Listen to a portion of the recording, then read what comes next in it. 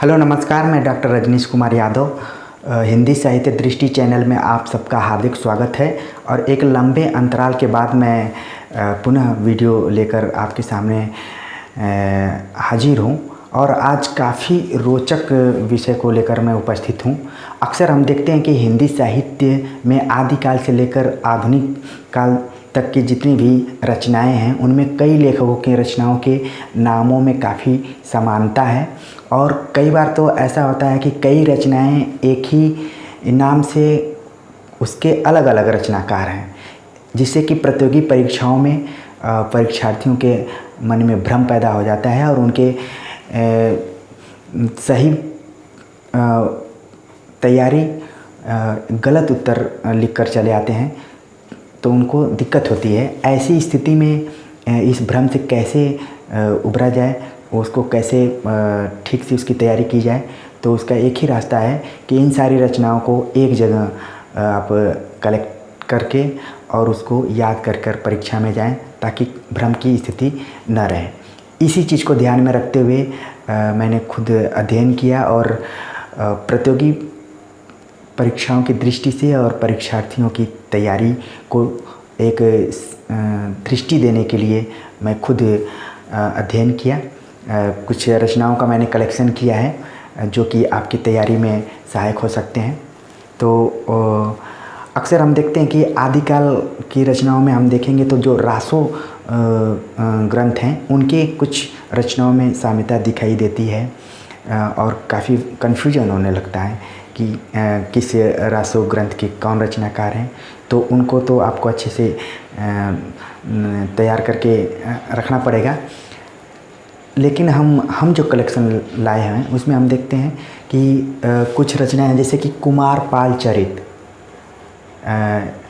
इसके रचनाकार हैं हेमचंद। यह एक प्राकृतिक काव्य है, प्राकृत भाषा में लिखा गया है।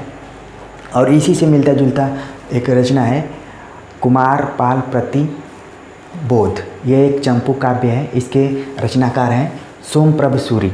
तो कई बार एग्जाम में कुमार पाल चरित और कुमार पाल प्रतिबोध ये कन्फ्यूजन पैदा कर देता है, तो इसको आपको क्लियर रखना पड़ेगा कि कुमार पाल चरित ये हेमचंद का है और कुमार पाल प्रतिबोध यह सोमप्रभु सूरी की है। इसी तरीके से दूसरी रचना है प्राकृत पैंगलम। ये एक व्याकरण ग्रंथ है और इसके जो रचनाकार हैं वो लक्ष्मीधर हैं और इस पर टीका लिखा है प्राकृत पैंगलम टीका नाम से वंशीधर।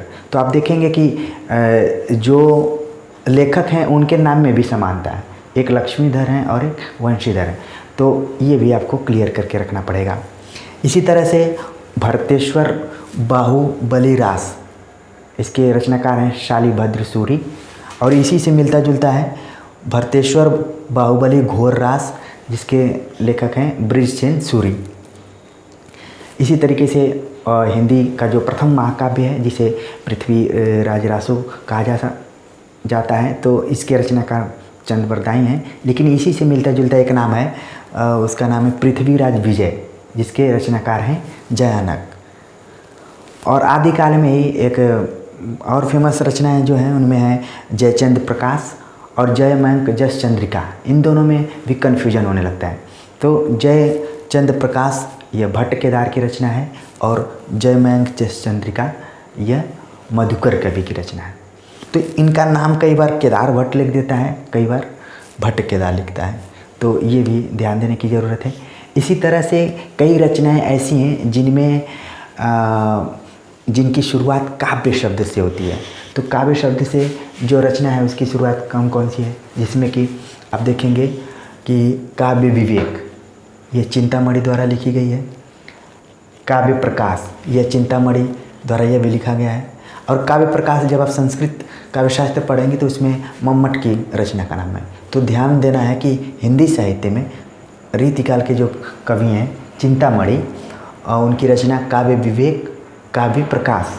इसी तरह से काव्य निर्णय के जो रचनाकार हैं वह हैं भिखारी दास। काव्य रसायन, इसके जो रचनाकार हैं देव। इसी तरह से उनकी एक रचना और है शब्द रसायन। तो ये भी ध्यान में रखने की ज़रूरत है। काव्य दर्पण यह इसके रचनाकार हैं रामदहिन मिश्र। काव्य विमर्श, इसके भी रचनाकार हैं रामदहिन मिश्र। और काव्य दर्पण से मिलती जुलती एक रचना है साहित्य दर्पण, जिसके रचनाकार हैं विश्वनाथ।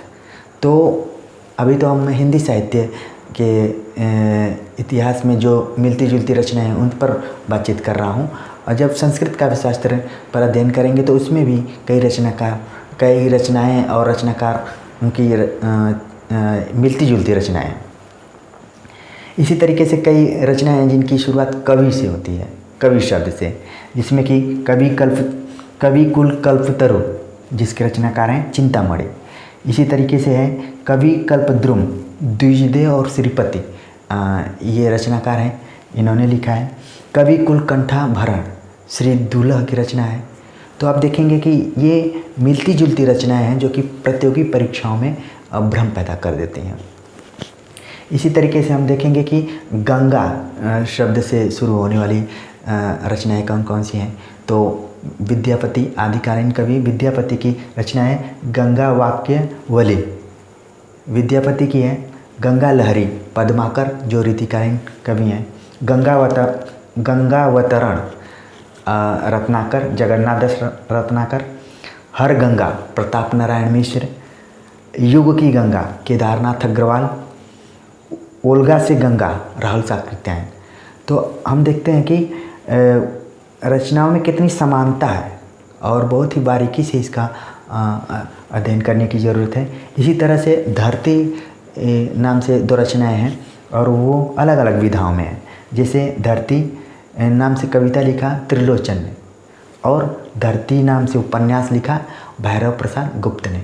तो कई बार एग्जाम्स में आ जाता है कि धरती ये काव्य है कि उपन्यास है, काव्य या उपन्यास दोनों है, या नाटक है। इस तरह से विकल्प बनाए जाते हैं, तो ध्यान रखने की ज़रूरत है।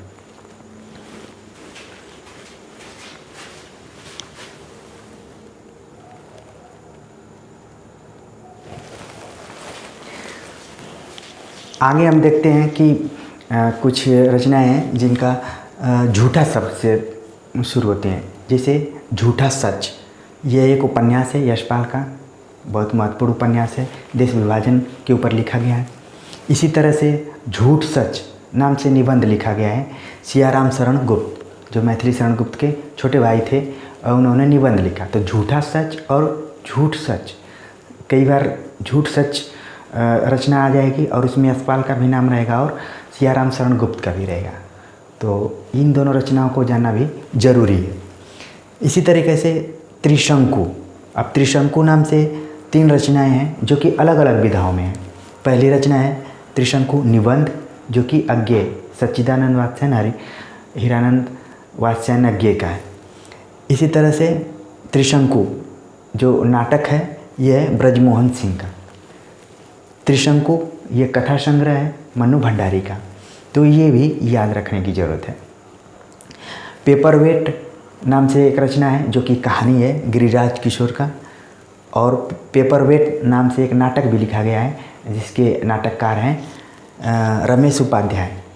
और अच्छी बात यह है कि यह उत्तर प्रदेश लोक सेवा आयोग से सन 2012 में एग्ज़ाम हुआ था। तो ये सवाल पूछा गया था कि पेपरवेट किन किन विधाओं में लिखा गया है। तो विकल्प दिया था नाटक और कहानी और उपन्यास, इस तरह से 4 विकल्प दिए थे। तो कहानी और नाटक है। इसी तरह से हम देखेंगे कि पंच नाम से कई रचनाएं हैं जिनके शुरू में पंच शब्द लगा हुआ है। जैसे कि पंच परमेश्वर कहानी, ये प्रेमचंद का अब फेमस है, जानते हैं।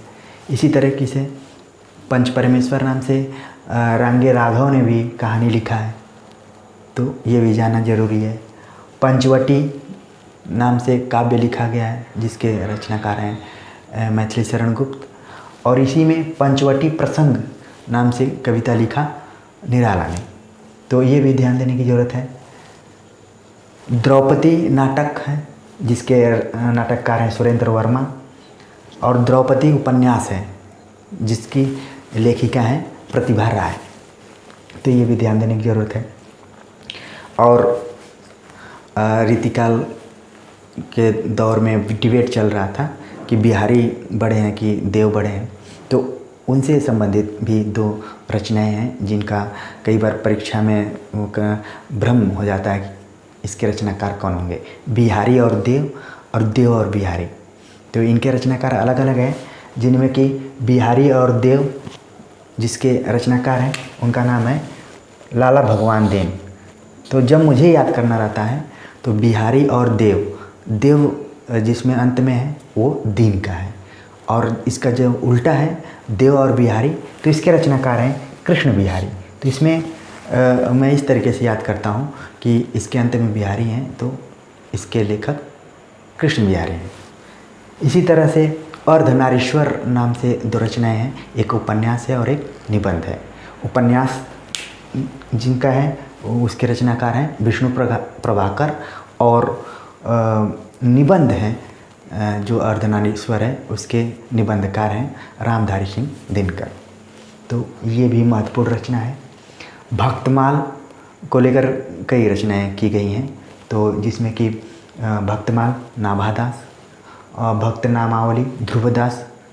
इसके अलावा ध्रुवदास ने काफ़ी रचनाएं की थी, कहा जाता है कि 42 इनके ग्रंथ हैं, तो इसको भी ध्यान में रखने की ज़रूरत है। उत्तरार्ध भक्तमाल जिसके रचनाकार हैं भारतेंदु, नव भक्तमाल जिसके रचनाकार हैं राधाचरण गोस्वामी। तो ये छोटी छोटी जो अंतर हैं और जो समानता है उसको ध्यान में रखने की बहुत ज़रूरत है, जिससे कि आप भ्रम से दूर रहेंगे। इसी तरह से अंधेरे में एक रचना है जिसके रचनाकार हैं मुक्तिबोध, और अंधेरे का दीपक ये हरिवंश राय बच्चन की रचना है। ये दोनों कविताएं हैं। और अंधेरे बंद कमरे मोहन राकेश का एक उपन्यास है। तो ये मिलती जुलती रचनाएं हैं जिनका क्लियर होना ज़रूरी है कि किसकी रचना है और किस विधा में है। इसी तरह से उर्वशी, इसको कहा जाता है चंपू काव्य है जयशंकर प्रसाद का, और उर्वशी ये काव्य है रामधारी सिंह दिनकर का। तो वो पूरा अगर हिंदी साहित्य का इतिहास देखें, चाहे गद्य हो चाहे पद्य, उसमें कई ऐसी रचनाएं हैं जो कि हूबहू एक ही नाम से हैं और उसके अलग अलग रचनाकार हैं, या उनमें थोड़ा कुछ शब्द आपस में मिलते हैं और जो कि परीक्षार्थियों के अंदर एक भ्रम पैदा कर देते हैं। तो इस तरह से जब भी आप अपने हिंदी साहित्य की तैयारी करें तो इस तरह की अगर रचनाएं मिलें तो उनको एक जगह कर लीजिए, ताकि परीक्षा में आपको दिक्कत ना हो, आप सटीक उत्तर लिख कर आएँ और ज़्यादा से ज़्यादा प्रश्न सही करें। तो ये मेरा छोटा सा प्रयास था कि जो साम्यता रखने वाली रचनाएं हैं या एक ही रचना के कई रचनाकार हैं। जैसे आप अष्टयाम का नाम सुनेंगे तो बहुत सारे कई लोग उसको लिखे हैं। नखशिख वर्ण बहुत सारे लोगों ने लिखा है। रस मीमांसा को ध्यान में रखते हुए कई लोगों ने लिखा है। रस पर एक ही तरह की कई किताबें आपको दिखाई देंगी। तो काफ़ी संभल कर इनको तैयारी करने की ज़रूरत है, ताकि आप ज़्यादा से ज़्यादा सवाल सही करें, क्योंकि परीक्षा एक ऐसी चीज़ होती है कि अगर एक बार भ्रम या संदेह पैदा हो गया तो बहुत प्रभावित करता है। तो उम्मीद है कि जब भी आप हिंदी साहित्य का इतिहास पढ़ेंगे, उसमें चाहे गद्य का अंश पढ़ें चाहे पद्य का अंश पढ़ें, और उसमें जो भी आपको इस तरीके की रचनाएं मिलेंगी उनको एक जगह रखेंगे। और जैसे हमें और रचनाएं मिलती हैं, रचनाएं तो बहुत सारी हैं और उनका कलेक्शन हम करते हैं, तो अब अगले वीडियो में ज़रूर लाएंगे। और मुझे बहुत अच्छा लगा कि ये बीच में मेरी जितनी भी पुरानी वीडियोज़ थी बहुत सारे लोगों ने उसको देखा है और काफ़ी उसको अप्रिसिएट किया है, और उन्होंने उम्मीद लगाया कि और कुछ अच्छे टॉपिक्स पर हम वीडियो बनाएं। कई लोगों का उड़ीसा से भी मैसेज आया, छत्तीसगढ़ से, बिहार से और अपना यूपी से तो है ही। तो मुझे बहुत अच्छा लगा और मैंने प्रयास किया कि एक नए टॉपिक को आप लोगों के सामने रखा जाए। तो ये वीडियो अच्छा लगा हो तो इसे अपने दोस्तों तक शेयर कीजिए, और हम और रिसर्च करके कुछ नए टॉपिक के साथ जल्दी ही उपस्थित होंगे। तब तक के लिए धन्यवाद।